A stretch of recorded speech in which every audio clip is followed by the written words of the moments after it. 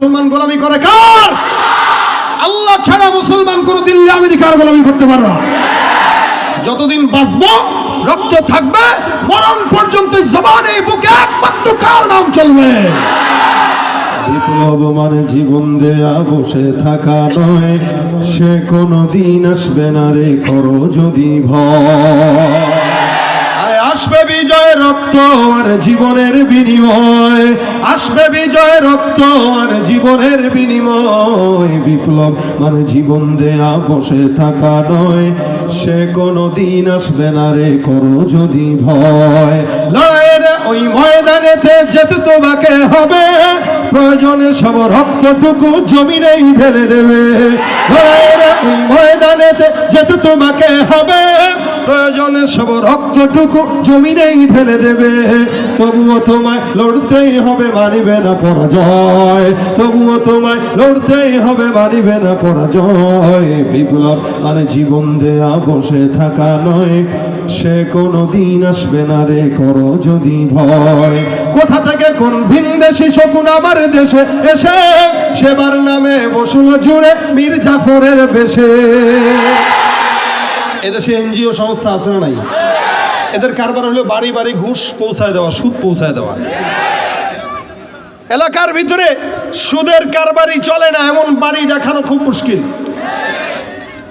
এরা মানুষকে সেবার নাম দিয়া সুদ দেয়, কিন্তু সুদ ঠিক মতো টাকা পরিশোধ করতে না পারলে ঘরের টিন উঠায় নিয়ে যায়। আসলে কি সেবক না খাদক? জোরে বলেন। আর চাচারাও আর এলাকার মানুষও সুদ খাইতে খাইতে এমন অভ্যাস হয়ে গেছে, এখন সুদ ছাড়া আর পেট ভরে না। নামাজ পড়ে শুধু খায়, বিল্ডিংয়ে লাগাই দিছে এই বাড়ি অমুক ব্যাংক কর্তৃক দায়বদ্ধ। এই সিগনেচার এই এই এই ফলক যদি কোনো জায়গায় দেখেন বুঝবেন নিঃসন্দেহে ইহা একটি সুদের বাড়ি। এজন্য ওইটা ফেলা দেওয়া উচিত, ফেলা দিয়ে এটা লেখা উচিত যে এটা একটা সুদের বাড়ি। ভাই ভাড়া চাইলে মন থাকলে থাকেন, নাহলে তাই আইসেন না। আপনি যখন সুদ খাবেন স্পষ্ট মানুষকে জানায় দিয়ে সুদ খান। কিন্তু যদি জিজ্ঞাসা করেন ভাই সুদ খান কে, আমি সুদ খাই না, এটা ইন্টারেস্ট। খাইতেও ইন্টারেস্ট। এখন মুসলমান একটু চালাক হয়ে গেছে, তো এখন বুঝে যে ইন্টারেস্টটা আসলে সুদ, এটা বুঝে। এই কারণে এখন নামও পাল্টায় দিছে, একটু কিতাবি নাম দিছে, আরবি নাম। নাম হচ্ছে কি? মুনাফা। জোরে বলেন কি? আগে খাইতো ইন্টারেস্ট, এখন খায় কি? আচ্ছা, যেই মুনাফা সেটাই তো সুদ না? আগে আমার দাদারা অথবা ফট দাদারা এরা মুরগিরে পুড়ায় খাইতো, নাম ছিল পুড়া মুরগি। এখন আমরাও পুড়ায় খাই, নাম দিছি গ্রিল চিকেন। কথা কয় না? আগে গরুর গোস্ত খাইতো, একটা বাঁশের কুঞ্চি ঢুকায় এটারে পুড়ায় খাইতো। এখন আমরা একটা শিক ঢুকায় নাম দিছি শিক কাবাব। হ্যাঁ, আমি গত 4 থেকে 5 বছর আগে আমাদের আবু রায়হানদের এলাকায় এক মাহফিলে নিয়ে গেছে কুড়িগ্রামে। তো যাওয়ার পথে আমরা বিকালবেলা বলতেছে ভাই কি নাস্তা করবেন? তাই আমি বলতেছি একটু গ্রিল চিকেন খাইতে মন চাইতেছে। আচ্ছা চলেন নিয়ে যাই। এখন এক বাজারে নিয়ে যাচ্ছেন, কোনো জায়গায় নাই। নাই না, একজনকে জিজ্ঞেস করছি গাড়ি থামে আমাদের ড্রাইভার, যে ভাই এখানে গ্রিল চিকেন পাওয়া যায় না? কাহা সামনের বাজারে তো আছে, দোকান আছে। সামনের বাজারে দোকান যায় দেখি সব হইলো গ্রিলের দোকান। বুঝেন নাই? সব হলো গ্রিলের দোকান।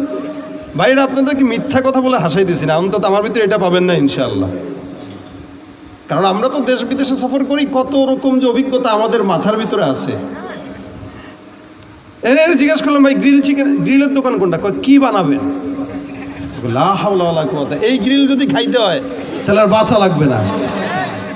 মানে জালালার গ্রিল মনে করছে সে। পরে আরেকজন জিজ্ঞেস করলাম ভাই এখানে গ্রিল চিকেন পাওয়া যায় না? গ্রিল চিকেন এখানে তো গ্রিল এই যে দোকান দেখতেছেন এগুলাই তো। আমি না না, পোড়া মুরগি। হোটেল আমি হ। তখন বুঝছে না এটা এখানে নাই। দেখেন অবস্থা। আগে মানুষ খাইতো পোড়া মুরগি, এখন নাম পাল্টায় দিছে গ্রিল চিকেন। জিনিস কিন্তু একই। আগে খাইতো সুদ, এখন নাম পাল্টায় দিয়ে খায় মুনাফা। জিনিস কিন্তু একই। ঘুষের নাম দিছে। একটু ভদ্র ভাষায় যদি ঘুষের অপর নাম বলি তাহলে স্পিড মানি। এটা যারা একটু অফিস আদালতে চাকরি করেন তারা বুঝেন। স্পিড মানি মানে যত তেল দিবেন তত পাওয়ার বাড়বে। তার কাজের স্পিড জোগানোর জন্য ঘুষ, ইহা একটি চমৎকার নাম। অথবা অন্য মানুষ আছে যারা ঘুষ খায় টেবিলের তল দিয়ে, আর বলে ভাই এটা ঘুষ না, এটা তো সে আমরা চা খাওয়ার জন্য দিছে। চাকরি নিবে 5 লাখ টাকা যদি না দেয়, 5 লাখ টাকা চা খাইতে লাগে? আমি ঢাকায় লা মেরিডিয়ান একটা হোটেল আছে, আমাদের সিদ্দিক ভাই চিনবে তো, উত্তরার দিকে, যারা ঢাকায় যান তারাও চিনবেন। এই লা মেরিডিয়ানে একবার আমি একটু গেছি আর কি, এক মানুষ নিয়ে গেছে আমার, চা খা খান। আমি কি খাবো, আগে একটু কফি দেন। না কফি নাই স্যার, কি আছে, চা আছে, ঠিক আছে চা দেন। চাটা খাওয়ার পরে রাত, এখন বিল আনতে বলছি, চায়ের বিল ধরছে হচ্ছে 900 টাকা। কত? লাল চা 900 টাকা। আমি কাহলাম মানুষ কত বলদ হইলে পরে আমার মতো এই জায়গায় 900 টাকার চা খেতে আসে। আমাদের দেশে যারা দেখেন না, ফরিদপুরের পর্দা কিনতে লাগছে কত লাখ টাকা, জানে না এরা? এই যে রূপপুর আপনাদের পাশে, এই রূপপুরে এক একটা বিছানার জন্য কতগুলো টাকা মারছে আমাদের দেশের মানুষগুলা। এক একটা বিছানার দাম বলি 50,000 টাকা করে রাখছে একটা বিছানা। তাহলে এই দেশে ঘুষটাকে বলা হয় কি? হাদিয়া। আর যৌতুককে বলা হয় উপহার। ঠিক নেই? নাম পাল্টায় দিয়ে খাইলে যদি জায়েজ হয়, তাহলে পাতলা পায়খানারে ডাইল মনে করে খায়, জায়েজ হয়ে যাবে। কথা কয় না ঠিক কিনা? তাহলে আমাদের সমাজে যে কোনো জিনিস যেটা হারাম হবে, ওইটাকে যদি কেউ নাম পাল্টায় দিয়ে খায়, এটা কি জায়েজ হবে?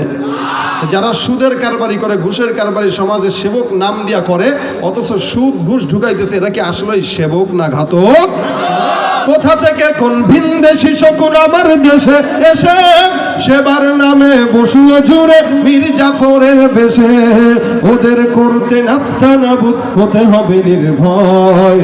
বিপ্লব মানে জীবন দেয়া বসে থাকা নয়, সে কোনো দিন আসবে না রে করো যদি ভয়। ঠিক কিনা?